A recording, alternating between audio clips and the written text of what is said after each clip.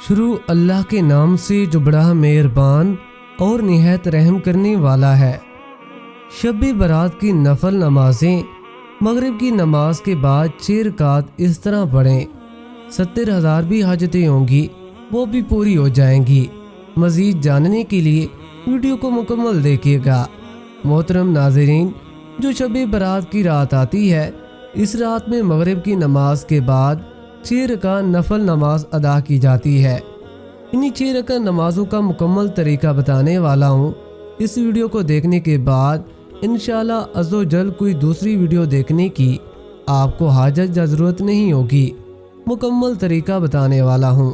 محترم ناظرین، ام المومنین حضرت عائشہ صدیقہ رضی اللہ تعالی عنہا فرماتی ہیں کہ رسول کریم صلی اللہ علیہ وآلہ وسلم میرے ہاں تشریف فرما تھے۔ رات کو آپ صلی اللہ علیہ وآلہ وسلم میرے حجرے سے نکلے، میں بھی آپ صلی اللہ علیہ وآلہ وسلم کے پیچھے نکلی۔ میں نے آپ صلی اللہ علیہ وآلہ وسلم کو جنت البقیع میں پایا۔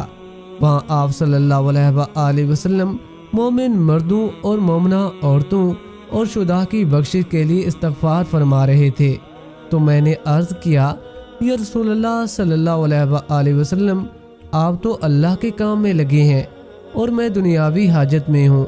پھر رسول کریم صلی اللہ علیہ وآلہ وسلم تشریف لائے اور فرمایا، عائشہ، میرے پاس جبرائیل حاضر ہوئے اور عرض کیا، یہ شعبان 15ویں رات ہے۔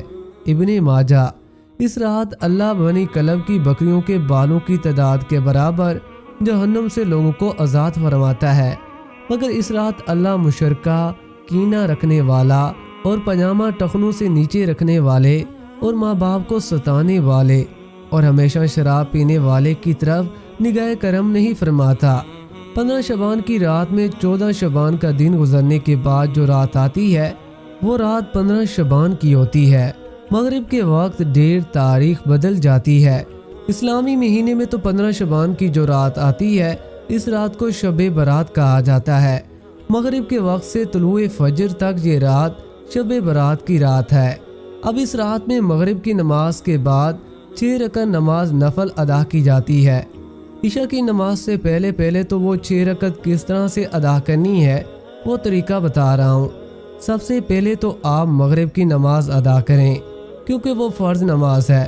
فرض نماز کے ساتھ ساتھ سنتے ادا کریں، نوافل ادا کریں۔ ادا کرنے کے بعد اب اطمینان ہو جائیں، سکون کے ساتھ کھڑے ہو جائیں۔ کھڑے ہونے کے بعد 6 رکعت نفل نماز آپ کو ادا کرنی ہے، وہ بھی 2 رکعت کر کے ادا کرنی ہے۔ 2 رکعت پڑھنی ہے، پھر سلام پھیرنی ہے، پھر 2 رکعت پڑھیں، پھر سلام پھیرنی ہے، پھر 2 رکعت پڑھنی ہے، پھر سلام پھیرنی ہے۔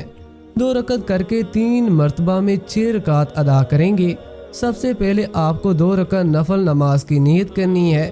نیت آپ جس طرح دوسرے نمازوں میں کرتے ہیں، نفل نمازوں میں اسی طرح سے آپ کو نیت کرنی ہے۔ بس ذہن میں ایک خیال لانا ہے کہ ان دونوں رکعتوں کے وسیلے سے، صدقے سے اللہ تعالیٰ میری عمر میں فراخی فرمائے، میری عمر میں برکت فرمائے، مجھے عمر دراز کرے۔ یہ ذہن میں رکھیں، یعنی عمر درازی کے لیے، عمر میں بڑھوتری کے لیے آپ یہ نماز ادا کر رہے ہیں۔ نیت باندھنے کے بعد دوسرے نمازوں میں جس طرح سے آپ سورۃ فاتحہ یعنی الحمدللہ رب العالمین کا سورہ پڑھتے ہیں، اس کے ساتھ کوئی سورت ملاتے ہیں، رکوع کریں گے۔ رکوع کرنے کے بعد سمیع اللہ لمن حمیدہ کہہ کر ٹھہریں، پھر سجدے میں جائیں اور اللہ اکبر کہہ کر 2 سجدے کریں۔ 2 سجدے کرنے کے بعد کھڑے ہو جائیں، پھر دوسری رکعت میں بھی اسی طرح سے 1 مرتبہ سورۃ فاتحہ، اس کے بعد کوئی دوسرا سورہ ملا لیں۔ ملانے کے بعد پھر رکوع سجدہ وغیرہ کریں۔ دوسرے نمازوں کی طرح کرنے کے بعد جب تشہد میں بیٹھیں گے، تشہد پڑھیں، درود ابراہیم پڑھیں، دعائے مسورہ پڑھیں۔ پڑھنے کے بعد آپ سلام پھیریں گے۔ یہ آپ کی 2 رکعت نماز مکمل ہو گئی۔ 2 رکعت نماز مکمل ہونے کے بعد 1 مرتبہ سورہ یاسین پڑھیں گے۔ اگر آپ سورہ یاسین نہیں پڑھ سکتے تو 21 مرتبہ سورہ اخلاص پڑھیں گے، یعنی سورت 21 مرتبہ پڑھیں گے۔ پڑھنے کے بعد پھر سیدھا کھڑے ہو جائیں گے۔ کھڑے ہونے کے بعد پھر 2 رکعت نفل نماز کی آپ کو نیت کرنی ہے۔ اب ان دونوں رکعتوں کو پڑھنے سے پہلے، نیت باندھنے سے پہلے آپ کو ایک بات یاد ہونی چاہیے، وہ بات یہ ہے کہ اللہ تعالیٰ ان دونوں رکعتوں کی برکت سے میرے گھر میں برکت عطا فرمائے، مجھے آفتوں اور بلاؤں سے محفوظ فرما دے۔ ذہن میں یہ رکھنی ہے کہ مجھے بلاؤں، آفتوں، مصیبتوں سے اللہ محفوظ رکھے اور میرے گھر میں برکتیں نازل ہوں۔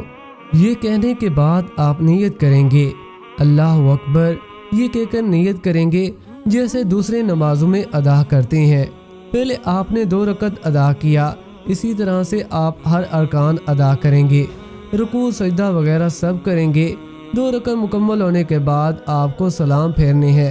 سلام پھیرنے کے بعد بیٹھے بیٹھے پھر سے آپ کو 1 مرتبہ سورہ یاسین پڑھنی ہے۔ اگر آپ کو سورہ یاسین یاد نہیں ہے یا آپ نہیں پڑھ سکتے تو آپ 21 مرتبہ پھر سے سورہ اخلاص، قل واللہ احد کا سورہ پڑھیں گے۔ آپ کی 4 رکعت نمازیں مکمل ہو گئیں۔ اب لاسٹ کے جو 2 رکعت نماز بچے ہوئے ہیں، ان دونوں رکعتوں میں آپ کو ذہن میں یہ رکھنا ہے کہ اللہ تعالیٰ مجھے صرف اپنا محتاج بنائے، دوسروں کا محتاج نہ بنائے۔